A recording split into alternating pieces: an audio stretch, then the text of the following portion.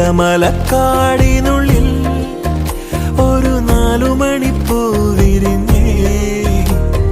4 മണിപ്പൂ അരികിൽ